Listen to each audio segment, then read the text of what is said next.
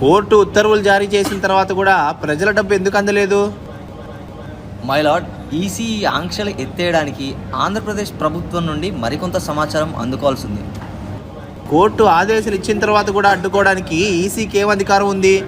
వాళ్లకు కోర్టు తీర్పును ధిక్కరించే అంత హక్కు ఉందా? ఖచ్చితంగా లేదు మై లార్డ్. అలాంటప్పుడు వివరాలు ఎందుకు అడుగుతున్నారు? మీకు ఇష్టం వచ్చినట్టు చేస్తే ఇంకా కోర్టు ఎందుకు? అసలు మీకు వచ్చిన బాధ ఏంటి? కోర్టు ఆదేశాలు 10వ తారీఖు వరకు నిలపమని, 10వ తారీఖు వరకు చెల్లించమని కాదు. నాకు అర్థం కావట్లేదయ్యా, ఈసీ ఎందుకు జోక్యం చేసుకుంటుంది అసలు? మీరు వాలంటీర్ల ద్వారా లబ్ధిదారులకు అందాల్సిన పెన్షన్లను అడ్డుకున్నారు, అప్పుడు కోర్టు అభ్యంతరం తెలపలేదు.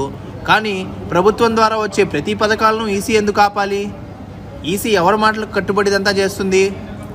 అంటే